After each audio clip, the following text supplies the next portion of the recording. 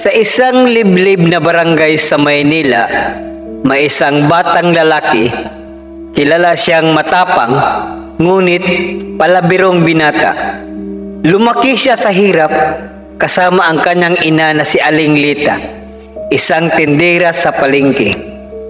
Matapos silang iwanan ng kanyang ama noong siya sanggol pa lamang, ngunit kahit mahirap ang buhay, puno ng determinasyon, si Adrian, na tinatawag nilang alias Pusa. Isang gabi, habang pauwi si Adrian galing sa kanyang trabaho bilang isang delivery boy, narinig niya ang sigaw ng isang babae mula sa madilim na eskinita. Hindi nagdalawang isip si Adrian at mabilis na tumakbo papunta sa pinagmulan ng sigaw. Nakita niya ang tatlong lalaki na nililimas ang bag ng isang matandang babae. "Huy! Bitiwan niyo yan!" sigaw ni Adrian habang inaangat ang kanyang kamao. Tingnan natin. Natatawa ang mga lalaki at isa-isang lumapit sa kanya. Hindi natakot si Adrian. Sa kanyang bilis at liksi, tila isang pusa ng kanyang galaw. Isang jab sa kaliwa, isang hook sa kanan, at bumagsak ang unang kalaban. Sinundan ito ng isa pang mabilis na suntok na nagpabagsak sa pangalawa. Ngunit bago pa man niya matalo ang pangatlo, isang matalim na kutsilyo ang tumama sa kanyang tagiliran. Bumagsak si Adrian sa malamig na simento habang ang mga salarin ay nagtatakbuhan palayo. Habang unti-unting pumipikit ang kanyang mga mata, isang matandang lalaki na may hawak na baston ang lumapit sa kanya. "Hindi pa ito ang oras mo, Adrian," sabi ng matanda na tila may hawak na mahiwagang kapangyarihan. Pagkagising ni Adrian, nagulat siya nang makita ang sarili sa loob ng isang lumang kubo sa gitna ng kagubatan. Sa harap niya ay ang matandang lalaki na nagpakilala bilang si Mang Tasyo, isang albularyo at tagapangalaga ng isang sinaunang agimat. "Adrian, ikaw ang napili ng agimat na to. Isa itong agimat ng pusa na magbibigay sa iyo ng 13 buhay. Ngunit sa bawat buhay na mawawala sa iyo, may kapalit na kaparusahan. Gamitin mo ito hindi para sa pansariling interes, kundi para ipagtanggol ang mga naaapi." Sa kanyang harapan, inabot ni Mang Tasyo ang isang maliit na kwintas na may hugis pusang bato. Nang isinuot ni Adrian, agad niyang naramdaman ang kakaibang sigla sa kanyang katawan. Ang sugat sa kanyang tagiliran ay biglang naghilom at ang kanyang mga pandama ay tumalim. Tila narinig niya ang bawat kaluskos at naaamoy ang kahit anong malayo. "Ngayon, bumalik ka sa mundo, Adrian. Ngunit tandaan mo, ang 13 buhay ay hindi basta-basta. Bawat isa ay may mahalaga," babala ni Mang Tasyo. Pagbalik ni Adrian sa kanilang barangay, unti-unting kumalat ang balita tungkol sa isang misteryosong boksingero na kilala bilang alias Pusa. Sa gabi, siyang tagapagtanggol ng mga inaapi laban sa mga magnanakaw at abusado. Sa araw naman, siya si Adrian, ang tahimik na boksingero na nangangarap makapasok sa malaking liga ng boksing. Ngunit hindi magiging madali ang kanyang misyon. Sa likod ng kanyang agimat ay isang mabigat na sumpa na naghihintay. Makalipas ang ilang linggo, mula nang matanggap ni Adrian ang agimat mula kay Mang Tasyo. Unti-unti niyang natutunan kung paano gamitin ang mga bagong kapangyarihan na ipinagkaloob sa kanya. Ang kanyang mga pandama ay naging labis na matalim. Tila kaya niyang marinig ang bawat galaw at amoy ng mga tao sa paligid niya.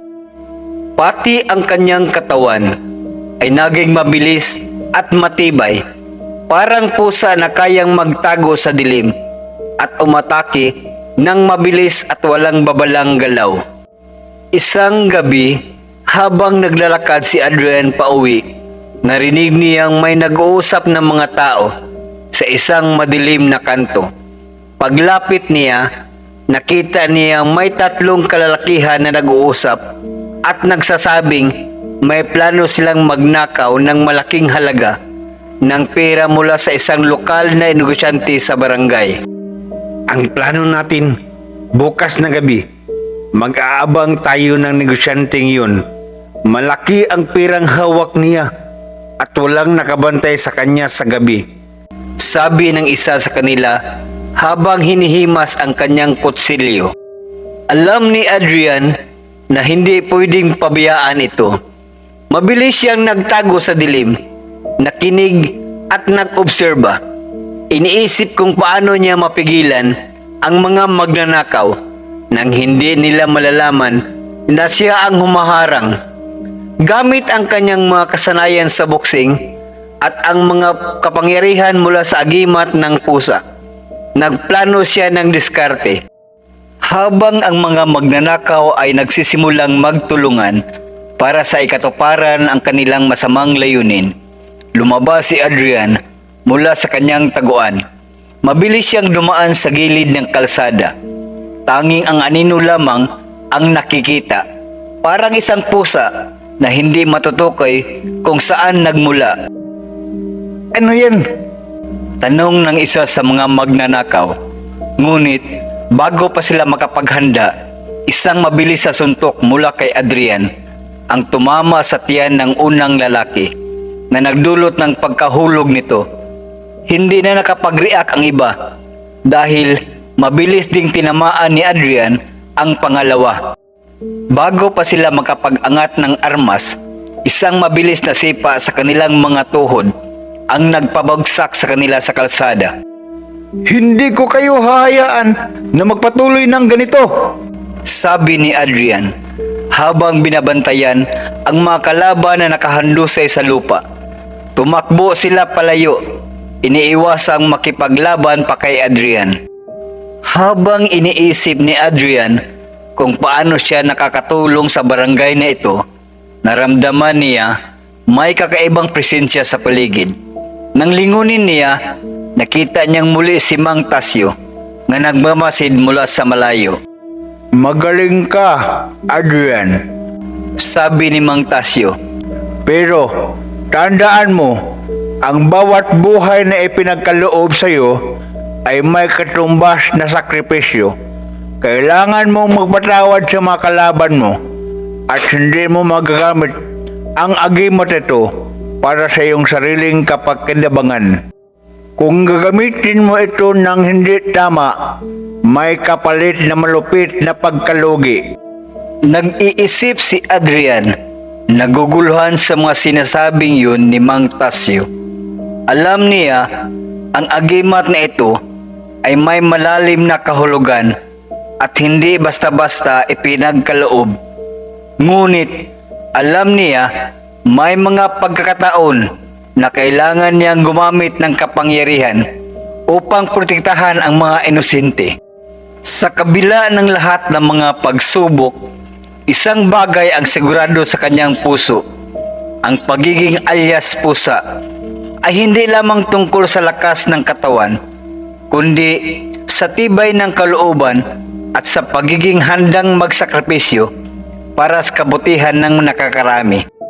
Matapos ang tagumpay sa paghadlang sa plano ng mga magnanakaw, naging tanyag si Adrian sa barangay. Ang mga tao ay nagsimulang magtiwala at humanga sa kanya. Ngunit Sa kabila ng lahat ng papuri, hindi niya maiwasang mag-alala. Alam niya ang agimat na ipinagkaloob sa kanya ay may kaagibat na malupit na kapalit. Isang tanong na patuloy na bumagabagabag sa kanyang isipan. Hanggang kailan ko magagamit ang agimat na to nang hindi ito magdudulot ng kapahamakan sa akin? Isang gabi, habang ang mga tao sa barangay ay tahimik na natutulog, si Adrian ay naglalakad pa uwi mula sa isang gym kung saan siya nag-ehersisyo. Biglang narinig niya ang may isang tao na humingi ng tulong mula sa madilim na kalsada. Tulong! Ang mga tao! Tinatago nila ang mga anak ko! Sigaw ng isang babaeng nanlulumos. Agad na sumugod si Adrian sa pinagmulan ng sigaw. Doon ay nakita niya ang isang babae na kalungkutan ang mukha. Hawak-hawak ang mga kamay ng isang batang lalaki at batang babae. Habang siya ay papalapit, nakita niya may 3 kalalakihan na naghuhukay sa isang bahagi ng kalsada. May mga gamit silang ginagamit upang maghukay ng isang malalim na hukay sa gilid ng daan. Ihinto niyo yan! Sigaw ni Adrian habang tumatakbo papunta sa kanila. Napatingin ang mga kalalakihan kay Adrian at isa sa kanila ay nagsimulang magtawa. Si alias Pusa pala. Hindi kami natatakot sa iyo. Sabi ng isa na may hawak na mahabang kutsilyo. Nakita ni Adrian na hindi basta-basta ang laban na to. Ang 3 kalalakihan ay may hawak na matatalim na kutsilyo at tila handang makipaglaban, ngunit hindi siya nagpadaig. Lumingon siya sa paligid at sa isang iglap, nagbago ang lahat. Ang kanyang katawan ay naging mabilis at maliksi, gaya ng isang pusa. Sa isang maliksi at mabilis na galaw, tinanggal ni Adrian ang mga kutsilyo mula sa mga kalaban.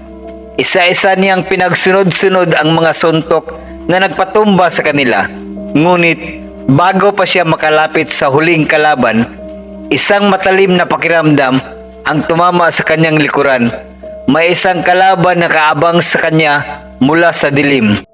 Bago pa niya mailigtas ang kanyang sarili, naramdaman niya may kakaibang lakas na humahawak sa kanya mula sa likod. Nagkamali ka, Adrian. Sabi ng isang malalim na tinig mula sa likuran. Lumingon siya at nakita ang isang misteryosong lalaki na nakasuot ng itim na balabal. Ang mukha ay tinagtakpan ng isang maskara. Hindi siya nakakita ng sinuman na may ganitong kapangyarihan sa barangay. Ang lalaking ito ay hindi ordinaryo at alam ni Adrian na malaki ang panganib na dala nito. Isa akong tagapangalaga ng mga agimat. Sabi ng misteryong lalaki. At ikaw, Adrian, ay isang panganib sa mga balak namin. Ang iyong agimat ng pusa ay isang hadlang sa mga plano namin. Mabilis na gumalaw si Adrian, ngunit hindi niya maiwasan ang mga puwersa na pinapalabas ng kalaban. Isang malakas na shockwave ang tumama sa kanya, dahilan para siya'y mawalan ng balanse at magdusa ng malupit na tama. Tumilapon siya sa lupa. Naramdaman ang bawat kalamnan sa kanyang katawan na parang nahulog sa isang matigas na ibabaw. Ngunit bago pa siya mawalan ng malay, may pumasok na alaala sa kanyang isipan, si Mang Tasyo. Huwag mong kalimutan, Adrian, na ang agimat ay may kapangyarihan, ngunit ang tunay na lakas ay nasa iyong puso. Ang agimat ay walang silbi kung wala kang malasakit sa mga tao. Laban sa sakit, pinilit niyang bumangon. Ang agimat ni alias Pusa ay kumikislap at tila sumasabay sa kanyang tibay ng kalooban. Isang huling pagsabog ng lakas, nagtipon ang lahat ng kanyang natitirang enerhiya at itinulak ang misteryosong kalaban palayo. Masaya akong naramdaman mong buhay ka pa, Adrian. Wika ng lalaki habang unti-unting naglalaho. Ngunit, hindi pa ito ang katapusan. Mas maraming pagsubok ang naghihintay sa iyo. Mabilis na nakatayo si Adrian. Hinaplos ang kanyang katawan at iniwasan ang mga patalim na itinapon ng kalaban. Habang siya ay tinatangkang maglakad, muling nagbalik sa kanyang isipan ang sinabi ni Mang Tasyo. Bawat buhay ay may halaga at may katumbas na sakripisyo. Dahil sa engkwentrong yun, muling napatunayan ni Adrian na ang tunay na lakas ay hindi sa pisikal na kapangyarihan, kundi sa tapang ng puso at ang malasakit sa kapwa. Ngunit, ang tanong na patuloy na bumagagabag sa kanya ay hanggang kailan niya kayang magpatuloy bilang alias pusa bago magtaglay ng masamang kapalit ang bawat tagumpay. Ang engkwentro ng misteryosong kalaban ay nagbigay kay Adrian ng mas maraming katanungan tungkol sa kanyang agimat at ang mga panganib na kasama nito. Bagamat nasaktan, nakatayo siya at nagpatuloy sa kanyang misyon bilang alias pusa, ang tagapagtanggol ng mga inosente laban sa mga mang-aapi at magnanakaw. Ngunit habang siya ay naglalakad pauwi, hindi pa rin nawawala sa kanyang isipan ang mga salitang binitiwan ng misteryosong kalaban. Ang agimat ay may kapalit at ang tunay na lakas mo ay hindi lamang sa iyong katawan, kundi sa iyong puso. Dahil sa mga salita, nagsimula si Adrian na magtanong sa sarili, mayroon ba siyang kakayahang magsakripisyo? Kaya ba niyang gawin ang lahat ng ito nang hindi nilapastangan ang kanyang mga prinsipyo? Isang linggo ang lumipas at muli ay may dumarating na banta sa barangay. Ang mga magnanakaw na ang layunin ay hindi lamang mangagaw ng pera, kundi maghasik ng takot at pang-aapi sa buong komunidad. Laking gulat ni Adrian nang malaman na ang mga magnanakaw na ito ay may koneksyon sa isang kilalang sindikato sa lungsod na pinamunuan ng isang misteryosong tao na tinatawag na Anino. Si Anino ay isang leader ng isang sindikatong may malawak na impluwensya sa buong rehiyon at may kasaysayan ng paggamit ng mga madilim na kapangyarihan upang kontrolin ang mga tao. Pinili nilang gamitin ang takot at mga kahinaan ng mga tao upang makamit ang kanilang mga layunin. Ang pinaka nakakabahala sa lahat ay ang kanyang kakayahang makapagmanipula ng Anino, isang kapangyarihan na tila hindi kayang labanan na kahit sino.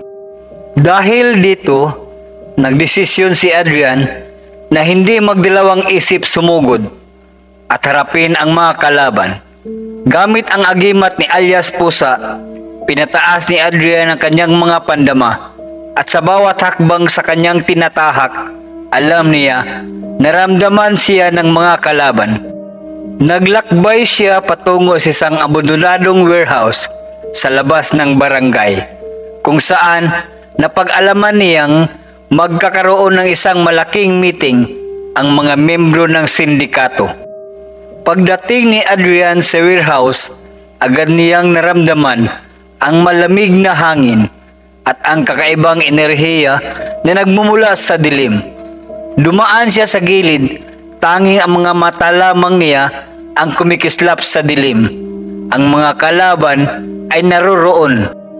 At nang siya ay sumugod sa loob ng warehouse, narinig niya isang boses mula sa dilim ang nagsasalita. Alias Pusa, muling dumating ka. Sa isang kisap mata, isang matalim na anino ang sumalakay sa kanya. Mabilis niyang iniwasan ito, ngunit napansin niya ang bawat anino sa paligid ay tila may buhay at ang mga ito ay umatake sa kanya mula sa bawat direksyon. Ngunit anong mayroon ka? Ang agimat ito ba ay magpapalakas sa iyo? O ikaw ay magiging tulad namin, isang anino sa dilim? Tanong ng anino, ang leader ng sindikato. Sa kabila ng pag-atake ng mga anino, nagsimula si Adrian na mag-focus. Alam niya, hindi madali ang labang ito, ngunit hindi siya susuko. Naramdaman niyang muling kumikislap ang agimat ng alias pusa sa kanyang dibdib. Sa isang malakas na sigaw, ang kanyang katawan ay lumiwanag sa isang puspuro na ilaw at ang lahat ng anino sa paligid ay napawi. Ang anino ay nagulat, ngunit hindi siya natakot. Wala ka pa ring laban sa amin, alias pusa. Sabi nito habang itinututok ang kanyang kamay patungo kay Adrian. Bigla ang buong warehouse ay napuno ng mga anino na parang mga halimaw at nagsimulang mag-ipon sa isang malaking anino na naglalaman ng napakalakas na puwersa. Naramdaman ni Adrian ang buong katawan niya na nagiging mabigat at mahirap gumalaw. Ngunit sa kabila ng takot at sakit na naramdaman, may isang bagay na bumabangon sa kanyang puso. Ang kanyang malasakit sa mga tao. Ang mga inosenteng tao na hindi kayang ipagtanggol ang kanilang mga sarili. Nagdesisyon siya gamitin ang agimat ng alias pusa sa huling pagkakataon upang puksain ang mga anino. Mabilis niyang inisip ang mga mahalagang bagay sa buhay niya, ang pamilya, ang mga taong umaasa sa kanya, at ang mga promises na ginawa niya bilang tagapagtanggol. Sa isang malakas na kislap ng liwanag, ang anino ni Adrian ay pumutok mula sa kanyang katawan, bumangon mula sa loob ng dilim at sumabog patungo sa bawat sulok ng warehouse. Sa huling sandali, ang anino ay nahulog sa lupa, naglaho at nawala sa kanyang katawan. Wala na siyang magagawa dahil ang lakas ni Adrian ay napagtagumpayan ang dilim. Habang ang warehouse ay nagsimula ng magdilim muli, naramdaman ni Adrian ang pagod sa katawan. Ngunit alam niya na ang laban nito ay hindi pa tapos. Muling naramdaman niya ang mga mata ni Mang Tasyo na nagmamasid mula sa malayo na may kasamang paalala. Ang bawat laban ay may pagsubok. Ngunit ang tunay na lakas ay hindi nakikita sa kung gaano kabilis o kalakas, kundi sa kung paano mo ginagamit ang iyong puso. Nakalabas na ng warehouse si Adrian, ngunit ang pakiramdam niya ay parang hindi pa tapos ang laban. Iniiwasan niyang magpahinga ng saglit, ngunit sa bawat hakbang na ginagawa niya, may kakaibang pakiramdam siya sa kanyang dibdib. Ang agimat ni alias pusa ay may kasamang malaking sakripisyo. At alam niya ang mas malupit na pagsubok ay paparating pa lamang. Habang papalapit siya sa barangay, naisip niya ang mga nangyari sa kanyang buhay, ang pagiging isang boksingero, ang mga pagsubok na hinaharap niya, at ang mga nang-aapi sa mga tao. Nais niyang tapusin ang lahat ng ito. Ngunit, ang pinakapayapak na tanong na bumangon sa kanyang isipan ay, hanggang saan mo kayang magbigay ng iyong buhay para sa iba? Bago pa man siya na makarating sa kanyang bahay, may nakatagpo siyang isang batang babae na naglalakad ng mag-isa.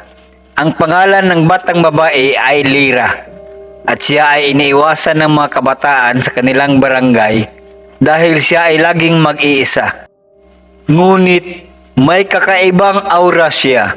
Ang kanyang mga mata ay may kumikislap na liwanag na parang mayroong lihim na lakas. Sir, may kailangan po akong tulong. Sabi ni Lyra habang naglalakad patungo kay Adrian. Ang tatay ko po, si Mang Rufus, ay nawawala. Wala po siyang nangyaring masama sa katawan. Pero, nung huling gabi, may mga hindi magagandang tao na dumaan sa aming bahay. Natatakot po ako. Baka may mangyayaring masama. Naramdaman ni Adrian ang matinding awa sa batang babae. Hindi lang siya nakaramdam ng takot, kundi pati na rin ng pangako na dapat niyang tuparin ang pangarap ng mga tao na ipagtanggol sila sa mga masasama. Bilang alias pusa, hindi ko papayagang matakot ang mga inosente. Wika ni Adrian. Tutulungan kita, Lyra. Hanapin natin ang iyong tatay. Sinamahan ni Adrian si Lyra sa kanilang bahay at doon ay inalam niya kung saan nagpunta si Mang Rufus. Ayon kay Lyra, ang tatay niya ay isang masipag na magsasaka na laging nagpupursige upang mabigyan ng magandang buhay ang kanilang pamilya. Wala siyang kagalit o kaaway, kaya't hindi naintindihan ni Adrian kung bakit siya tinatarget.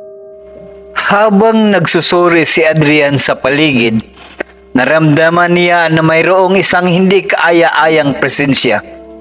Kakaibang lamig ang lumapo sa kanyang balat at hindi niya malaman kung saan ito nanggagaling. Bigla niyang naramdaman ang isang masamang pakiramdam sa kanyang dibdib. May ilang tao na malapit na nagpakita at sa kanyang pagkakaalam, ito'y hindi basta-bastang mga magnanakaw, mga nilalang na may masamang layunin. Sa gilid ng kanilang bahay, may narinig na kaluskos. Walang kalaban-laban si Adrian. Ngunit nang dumaan ang isang anino, napansin niya may 3 porma ng mga tao na lumitaw. Ang mga nilalang ay may mga pakpak at may mahahabang pangil, at sa kanilang mata ay may nakakasilaw na pulang liwanag. Si Mang Rufus? Bulong ni Adrian sa sarili. Sila ang mga aswang? Mabilis na tumakbo si Adrian papunta sa kagubatan kung saan naroroon ang mga aswang. Nagpakita ang mga nilalang na ito na tila may layuning sumalakay kay Mang Rufus. Alam ni Adrian na hindi sapat ang kanyang lakas para labanan ang mga ito ng mag-isa. Kaya pinilit niyang paigtingin ang kanyang mga pandama sa tulong ng agimat ng alias pusa. Sa kanyang kakayahan, nagising ang kanyang mga pusa na agimat at nagsimula siyang magbigay ng matinding hampas at sipa sa mga aswang. Ngunit ang mga kalaban ay masyadong malakas at matibay. Kaya napilitan si Adrian na gumamit ng isang matinding teknik upang labanan sila. Para sa mga inosente! Sigaw ni Adrian, at sa isang mabilis na galaw, ang kanyang katawan ay nagniningning ng liwanag. Ang kanyang mga mata ay naging matalim at ang kanyang mga kamao ay nagbigay ng malakas na suntok na nagpatumba sa mga aswang. Patuloy kang magtatanggol, alias pusa. Sabi ng isang malalim na busis mula sa dilim. Ipinakita ni Adrian ang lakas ng kanyang agimat at napabagsak ang mga nilalang. Ngunit nang matapos ang laban, nakita ni Adrian na ang kanyang katawan ay puno ng mga sugat at halos wala na siyang lakas upang magpatuloy. Wala na siyang pag-asa, ngunit habang binabaybay ang kagubatan, nakita niya si Mang Rufus na nakatayo sa ilalim ng isang puno malapit sa isang lawa. Adrian, salamat sa pagligtas sa akin. Sabi ni Mang Rufus habang yakap si Lyra. Sa mga panahong ganito, hindi ko alam kung anong klaseng kalaban ang kailangan kong labanan. Masakit, Mang Rufus. Sagot ni Adrian. Pero alam ko, hanggat may mga tao kang pinapangalagaan, gagawin ko ang lahat para sa kanila. Muling sumiklab ang liwanag sa kanyang agimat at sa mga sugat na dahan-dahang naghihilom, nagkaroon siya ng bagong lakas at pananaw. Hindi siya nag-iisa sa laban. Sa bawat buhay na kanyang pinoprotektahan, siya ay muling binigyan ng lakas upang magpatuloy. Matapos ang matinding laban sa mga aswang sa kagubatan, nagpatuloy si Adrian sa pagtulong sa mga tao sa kanyang baryo, gamit ang kanyang agimat bilang alias pusa. Ngunit sa kabila ng mga tagumpay, naramdaman ni Adrian na may mas malaki pang pagsubok na nakatambad sa kanyang hinaharap. Ang mga aswang na kanyang nakalaban ay hindi lamang mga ordinaryong halimaw. Sila ay bahagi ng isang mas malaking puwersa ng kasamaan na nagsusulputan sa buong rehiyon. Isang gabi, habang naglalakad si Adrian pauwi sa kanyang bahay, narinig niya ang isang malakas na sigaw mula sa kabilang kanto ng baryo. Madaling napansin ni Adrian na may kakaibang nangyayari. Agad niyang pinabilis ang kanyang lakad at nakarating sa isang kanto kung saan nakita niyang inaatake ang isang mag-anak ng mga lalaki na may pangil at kagat na kagat ang katawan. Tulungan niyo kami! May mga magnanakaw!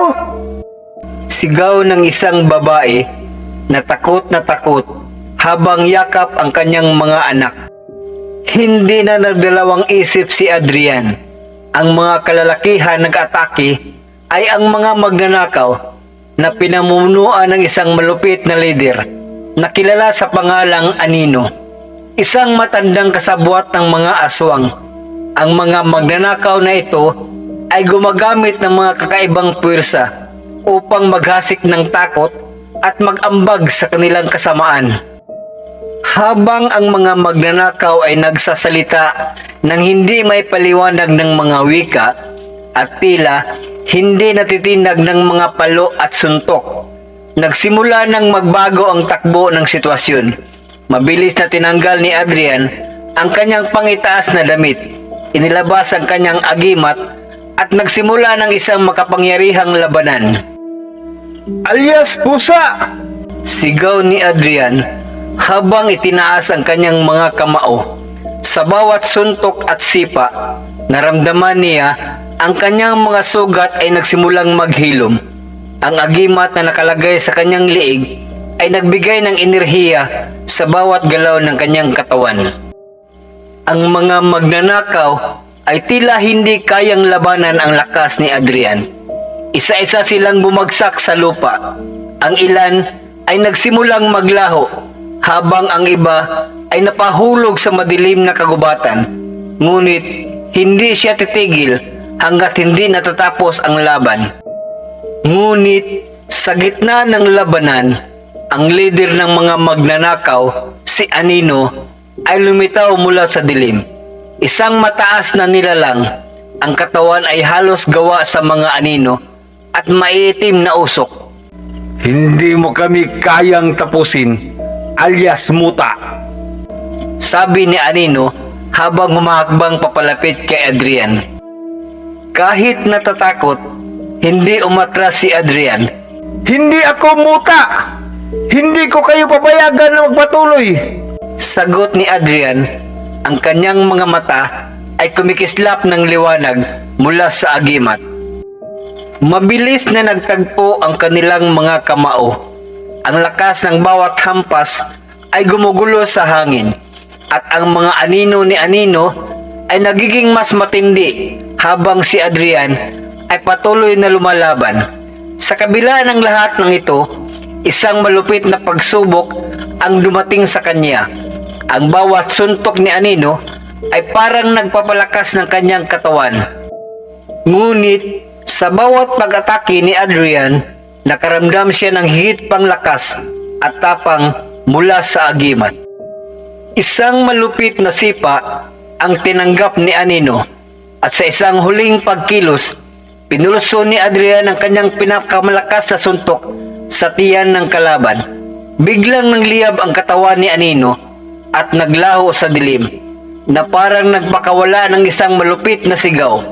Ang kanyang mga kasamahan ay nagsimulang maglaho at umalis.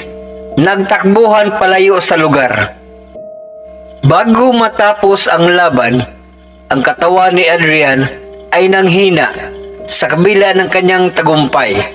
Ang kanyang katawan ay puno ng sugat at masakit sa bawat galaw. Ngunit ang pinakamahalaga, ang mga tao ng baryo ay ligtas na mula sa mga magnanakaw at kasamaan. Pagkatapos ng laban, muling pinuntahan ni Adrian si Lyra at ang kanyang pamilya upang tiyakin ang kanilang kaligtasan. Salamat, Adrian! Sabi ni Lyra habang niyayakap ang kanyang ama, si Mang Rufus. Hindi namin alam kung ano ang nangyayari. Pero salamat at buhay pa kami. Nais ko lamang tulungan kayong magpatuloy. Sagot ni Adrian. Ang kanyang mata ay puno ng determinasyon. Bilang alias pusa, walang kabiguan, walang takot, at walang hadlang sa pagprotekta sa mga inosente. Habang tumitingin si Adrian sa dilim ng gabi, napansin niya may mga hindi pa natatapos na laban na naghihintay. Ang agimat ng alias pusa ay magpapatuloy upang ipagtanggol ang bayan laban sa mas malalaking kaaway na magtatangkang sirain ang kapayapaan. Ngunit ang bawat tagumpay ni Adrian ay may kabuntot na sakripisyo. Hindi niya alam kung hanggang kailan niya kayang ipagpatuloy ang laban. Ngunit hanggat may mga tao siyang pinapangalagaan, walang kasamang pagkatalo sa kanyang misyon. Matapos ang laban kay Anino at ang mga magnanakaw, nakaramdam si Adrian ng isang kakaibang katahimikan sa baryo. Sa kabila ng kanyang tagumpay, may mga bagay pa rin hindi niya maintindihan. Ang mga aswang, mga magnanakaw, at ang mga nilalang mula sa dilim ay hindi basta-basta mawawala. Alam niya ang laban ay hindi patapos at ang mga kalaban ay maaaring magbabalik muli, mas malakas at mas mapanganib. Isang araw, habang naglalakad si Adrian sa kalye, nakatagpo siya ng isang misteryosong matandang babae na may daladalang malaking halaman at mga panggamot. Ang mata ng matanda ay puno ng kabiguan at kalungkutan. Tumigil siya at lumapit kay Adrian. Ikaw ba si alias pusa? Tanong ng matanda. Oo, ako nga. Sagot ni Adrian na nagsimulang mag-alala. Mayroon po bang may tutulong ako? Ang matanda ay ngumiti ng mahina. May isang panganib na nagbabalik. Mas malakas kaysa dati. Si Anino. Hindi pa siya tuluyang natatalo. May mga lihim siyang itinatagong malalim sa kanyang pagkatao. Kailangan mong maganda, bata. Nagpasya si Adrian na sundan ang matanda at makinig sa kanya. Inakay siya nito patungo sa isang liblib na lugar sa kagubatan, kung saan matagal na nakatago ang isang dambuhalang puno na may mga ugat na parang nag-uugnay sa buong lugar. Dito, sinimulang ipaliwanag ng matanda ang nakaraan ni Anino at ang tunay na layunin nito. Si Anino ay hindi isang ordinaryong nilalang. Siya ay isang nilalang ng dilim. Nanilikha ng isang sinaunang puwersa ng kasamaan. Sabi ng matanda. Isang ahente ng kaguluhan na isinumpa upang maghasik ng takot at pagdanap ng dugo. Ngunit hindi siya palaging ganito. Noong unang panahon, siya ay isang tao rin, tulad mo. na may mabuting layunin. Pero nang magsimula siyang maghanap ng kapangyarihan, unti-unti siyang napasok ng kadiliman. Nagpatuloy ang matanda sa kanyang kwento na sinasabing si Anino ay isang boksingero rin, katulad ni Adrian. Ngunit sa oras ng kanyang pinakamalupit na laban, natuklasan niya hindi sapat ang lakas ng tao lamang. Dahil dito, ipinagbili niya ang kanyang kaluluwa sa isang makapangyarihang nilalang mula sa dilim. Kapalit ng walang katapusang kapangyarihan, naging instrumento siya ng mga kasamaan, kaya siya ay nagbabalik upang tapusin ang laban na hindi natapos. Nasa iyo ang kapangyarihan ng agimat, ang alias pusa. Sabi ng matanda. Ngunit, hindi lamang lakas ng katawan ang kailangan mo upang talunin si Anino. Kailangan mong hanapin ang kahinaan ng kanyang kaluluwa. Ang tanging paraan upang tapusin siya ay ang pagpapatawad, isang bagay na wala siya at hindi kailanman magkakaroon. Nagulat si Adrian sa sinabi ng matanda. Paano siya magpapatawad sa isang nilalang na nagdulot ng takot at pagkawasak sa kanyang bayan? Paano siya magiging tapat sa prinsipyo ng pag-unawa at pagpapatawad kung ang tanging alam niya ay laban at katarungan? Hindi mo kailangan gawin ito mag-isa. Dagdag ng matanda. May mga kaalyado ka sa iyong daraanan. Ngunit, kailangan mo ng lakas ng loob upang harapin ang iyong takot at galit. Hindi mo matatalo si Anino kung magiging tulad kaniya. Habang iniisip ni Adrian ang mga salitang yun, nakaramdam siya ng isang malamig na hangin na dumaan sa kanyang likod. Agad niyang nakuha ang pakiramdam na may hindi pangkaraniwang nangyayari. Tumingala siya at nakita ang isang pailaw na dilim na nagmumula sa mga ulap, ang pwersa ni Anino na muling bumangon. Biglang dumaan ang isang malupit na sigaw sa ere, isang mas mataas na tinig na parang nagmumula sa kalangitan. Ayas, pusa! Hindi mo ako matatalo! Sigaw ni Anino mula sa dilim. Ang pagninipis ng ulap ay nagbigay daan sa mas maliwanag na buwan. Sa kabila ng lahat, si Adrian ay humahakbang pasulong. Tanging ang lakas ng kanyang agimat at ang mga aral ng matanda ang kanyang gabay. Hindi siya natatakot. Ngunit sa kabila ng tapang na yun, may mga tanong na lumalabas sa kanyang isipan.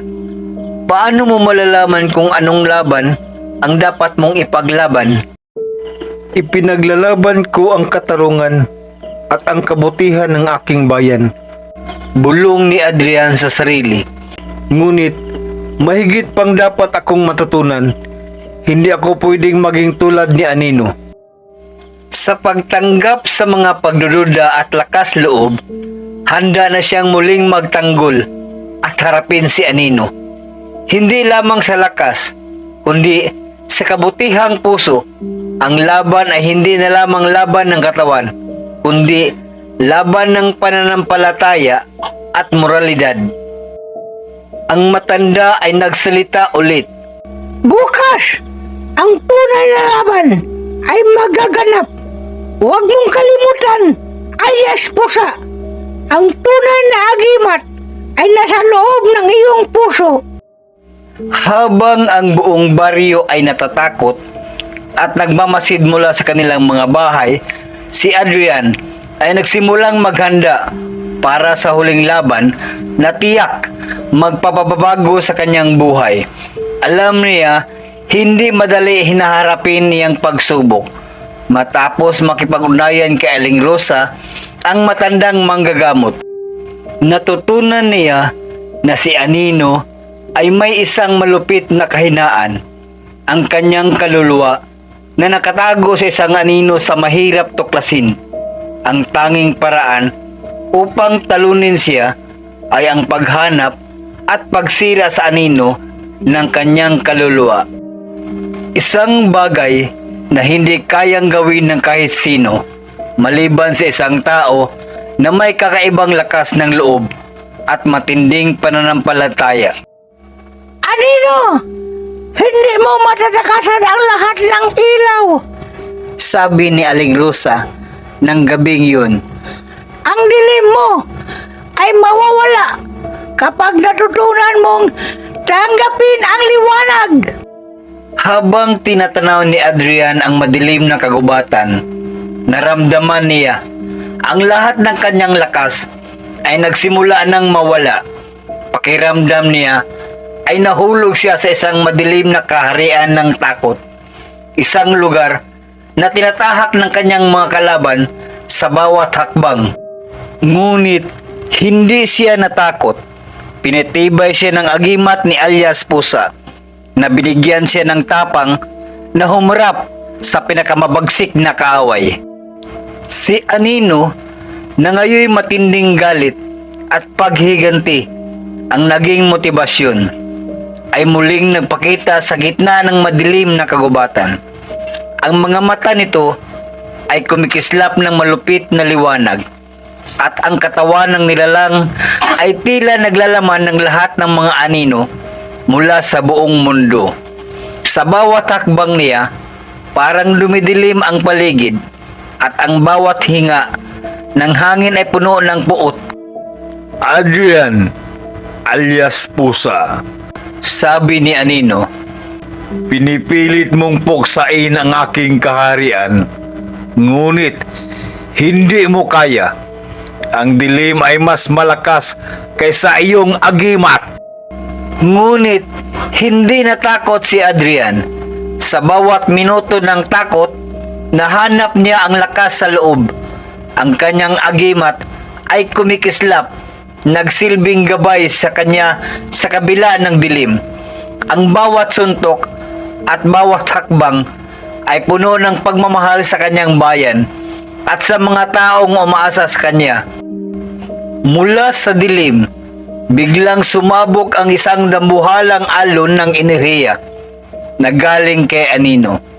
Ang puwersang ito ay nagtakip sa buong kagubatan at nagdulot ng isang malupit na alingaw-ngaw.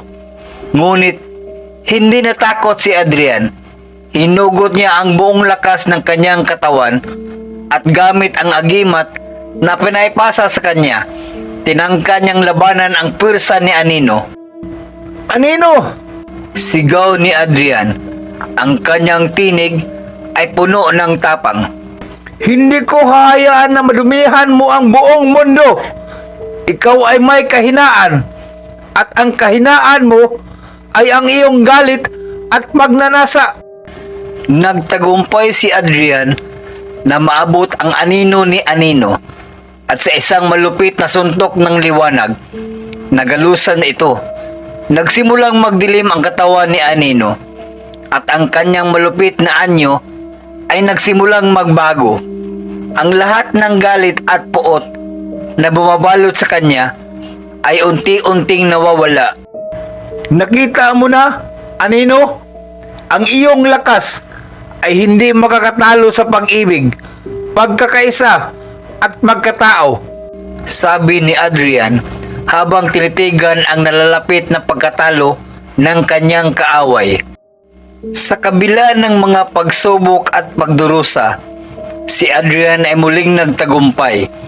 Pinagtagumpayan niya ang mga dilim ng nakaraan ni Anino at sa isang huling suntok ng liwanag, tinapos niya ang kalaban. Si Anino, na noon ay isang makapangyarihang nilalang, ay naglaho sa harap ng kanyang mga mata, tulad ng isang anino na tinanglawan ng araw. Habang ang kagubatan ay nagsimulang magliwanag, natagpuan ni Adrian ang sarili sa isang daan ng pag-asa. Ang kanyang bayan ay muling malaya, ngunit alam niya Ang laban ng buhay ay hindi natatapos dito. Sa bawat araw na lumilipas, may bagong pagsubok na darating. At habang tumingin siya sa kalangitan, naramdaman niya ang hangin ng tagumpay. Ang tagumpay, hindi lamang ang katawan, kundi ng kanyang kaluluwa. Alias pusa ay patuloy na magtatanggol sa bayan at sa mga taong minamahal niya, gamit ang lakas ng agimat at ang puso ng isang tunay na bayani. Matapos ang matinding laban kay Anino, nanumbalik ang kapayapaan sa bayan ng Baryo Balangay. Si Adrian o alias Pusa ay itinuring na isang bayani, ngunit alam niya ang labanan ay hindi patapos. Ang mga mang-aapi at magnanakaw na nagtatago sa dilim ng kanyang nakaraan ay muling magbabalik, mas malakas at mas mapangahas kaysa dati. Ang kanyang agimat ay nagsilbing tagapagligtas, ngunit ang mga kalaban ay patuloy na maghahasik ng takot at kaguluhan. Isang araw, habang naglalakad si Adrian sa kalsada malapit sa palengke, nakatagpo siya ng isang hindi inaasahang bisita. Si Ricardo, ang dating kaaway na naging leader ng isang sindikatong nag-aabuso at nagnanakaw sa mga mahirap na tao bago pa man siya maging alias Pusa. Si Adrian ay nakipaglaban kay Ricardo at sa kanyang mga tauhan. Ngunit nakaligtas siya sa kabila ng matinding sakripisyo. Si Ricardo ay hindi nakalimot sa kanilang laban at nagbalik upang makuha ang paghihiganti. Alias Pusa, Tawag ni Ricardo. Ang kanyang busis ay puno ng galit at paghihiganti. nakita ko ang iyong tagumpay laban kay Anino. Ngunit, ang tunay na laban ay hindi patapos. Ibinalik ko ang aking kukbo at ang agimat mo ay hindi makakatalo sa amin. Nag-aalab ang puso ni Adrian nang marinig ang mga banta ni Ricardo. Alam niya ang mga tao sa kanyang paligid ay muling magiging biktima ng mga magnanakaw at malupit na mga mang-aapi. Hindi niya kayang pahintulutan na ang bayan na kanyang ipinaglaban ay muling mawalan ng kalayaan. Kung babalik kayo, hindi na kayo makakatakas. Matapang na sagot ni Adrian. Hindi ko hahayaan na magtagumpay kayo sa inyong masamang layunin. Habang nag-uusap silang dalawa, nagsimulang mag-ikot ang balita sa buong baryo. Ang mga dating kasamahan ni Ricardo na mga mahihirap na tao na ginugol ang buhay sa pagnanakaw at pagsamantala ay nagbalik sa Baryo Balangay upang maghasik ng takot. Sa likod ng kanilang mga mukha ay ang mga matang naglalaman ng kasakiman at puot. Si Adrian ay nagtipon ng mga tao sa baryo at nagsimula ng isang lihim na plano upang mapigilan ang pagbabalik ng mga kalaban. Ginamit niya ang kanyang mga natutunan mula sa agimat at ang mga sinumpaang kasaysayan ng alias Pusa upang magsimula ng isang misyon na muling babangon ang mga mang-aapi at magnanakaw. Habang nagsasanay si Adrian, natutunan niya may bagong uri ng agimat na maaari niyang gamitin. Ang agimat ng liwanag. Ang agimat na ito ay magbibigay sa kanya ng kapangyarihan hindi lamang upang labanan sa dilim, kundi pati na rin upang pagalingin ang mga sugatang kaluluwa ng kanyang mga kababayan. Ngunit hindi madali ang paghahanap ng agimat ng liwanag. Ayon kay Aling Rosa, ang tanging paraan upang makuha ito ay ang paghahanap sa pinagmulan ng kapangyarihan ng alias, isang lugar na matatagpuan lamang sa gitna ng bundok ng Baryo Kalayaan. Adrian, ang agimat ng liwanag ay matatagpuan sa ilalim ng matandang puno sa tuktok ng bundok. Sabi ni Aling Rosa. Subalit, kailangan mong maglakbay sa loob ng 3 araw sa matinding dilim at panganib. Kung ikaw ay matapang at may malinis na puso, makakamtan mo ito. Hindi nagdalawang isip si Adrian.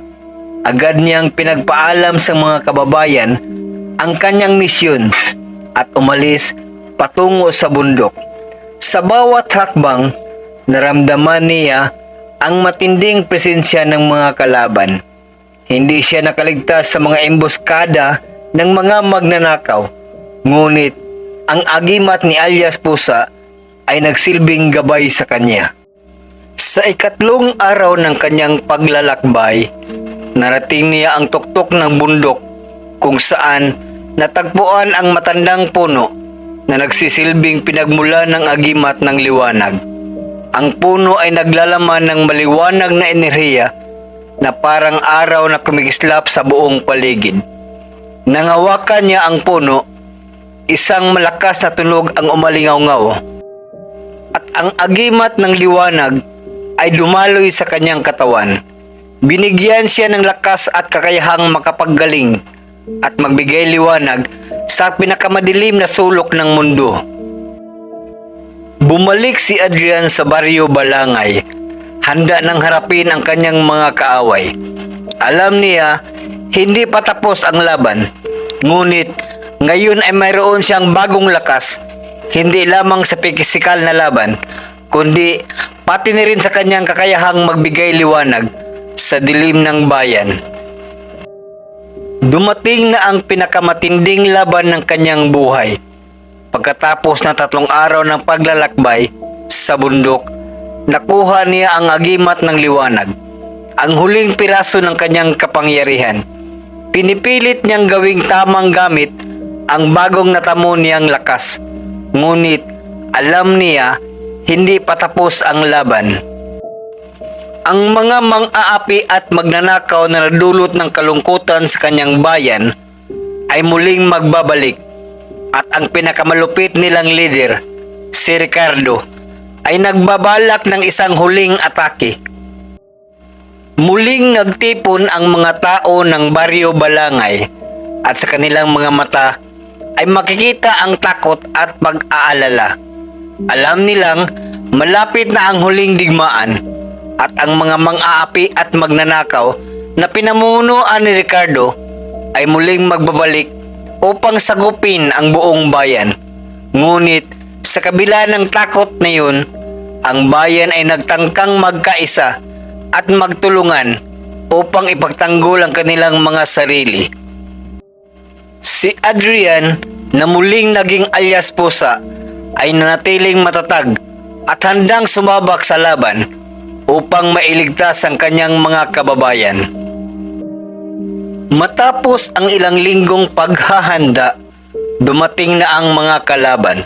Si Ricardo, kasama ang kanyang mga tauhan, ay dumating na may dalang takot at puot. Ang mga mata ni Ricardo ay nagliliyab sa galit habang pinagmamasdan si Adrian mula sa malayo. Walang takot si Adrian, bagkus ay puno siya ng pagnanais na ipagtatanggol ang bayan at itama ang mga kamalian ng nakaraan. Alias Pusa, muling bumangon ka. Sigaw ni Ricardo. Pero hindi mo na kami matatalo. Ang agimat mo ay hindi sapat upang durugin ang aming kapangyarihan. Alam mong hindi mo kayang tapusin ang laban na ito. Hindi natutuwa si Adrian sa mga salitang binitawan ni Ricardo. Ngunit hindi siya pumayag na mawalan ng pag-asa. Tumango lang siya at nagsasalita. Hindi ang agimat ko ang magtatapos sa laban na ito, Ricardo. Ang liwanag na dala ko sa aking puso ang magdadala ng tagumpay. Hindi ako matatakot sa iyo. Habang naglalaban, ang agimat ng liwanag ni Adrian ay kumikislap ng maliwanag. Pinapawi ang mga anino at madilim nilalang na dumapo sa paligid. Sa bawat suntok na ipinapadala ni Adrian, ang kanyang mga kalaban ay napapako sa kanilang lugar. parang mga anino na unti-unting nauurong. Ang agimat niya ay nagbibigay hindi lamang ng lakas, kundi ng liwanag na nagsilbing gabay sa bawat hakbang ng laban. Hindi maglaon, unti-unting napagod si Ricardo at ang kanyang mga tauhan. Si Adrian ay hindi natatakot matapos ang matinding laban sa huling pag-atake gamit ang lahat ng kanyang lakas. Pinuksa ni Adrian ang pinuno ng mga magnanakaw at mang-aapi. Ang agimat ng liwanag ay nagbigay sa kanya ng lakas na magpatawad at magbigay daan para sa bagong simula. Si Ricardo, bago tuluyang bumagsak, ay nagtanong kay Adrian, Bakit mo kami pinapatawad? Hindi ba't kami ang nagpasakit sa iyong bayan? Ngumiti si Adrian at sumagot, Dahil sa huli, lahat tayo ay nangangailangan ng pag-asa. Hindi ko gugustuhin na magiging katulad nyo. Sa halip, pipiliin ko ang liwanag. Hindi ang paghihiganti ang magtatapos sa lahat, kundi ang magpapatawad. ang mga kalaban ay umatras at ang baryo Balangay ay muling nakaramdam ng katahimikan sa pamamagitan ng walang kapantay na lakas ni Adrian at ng agimat ng liwanag. Napagtagumpayan nila ang pinakamadilim na oras ng kanilang buhay. Ang kanyang misyon ay natapos at ang bayan ay muling nagbalik sa kanyang mga kamay. Si Adrian o alias Pusa ay nagpatuloy sa kanyang buhay bilang isang boksingero. Ngunit higit pa doon, siya ay naging simbolo ng pag-asa at tapang sa mga taong matagal nang napag-iwanan ng liwanag. Patuloy niyang ipinaglalaban ang mga hindi makatuwid sa kabila ng dilim. Hindi lamang sa ring ng boxing, kundi sa buhay ng bawat isa sa kanyang bayan. Ipinagpatuloy niya ang kanyang laban sa mga mang-aapi at magnanakaw.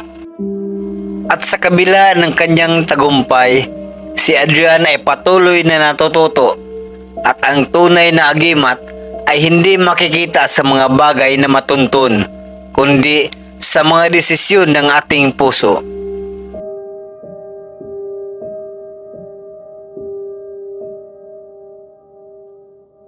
At dito nagtatapos ang ating kwento ng agimat, isang piraso ng kasaysayan at misteryo na patuloy na bumabalot sa ating kultura.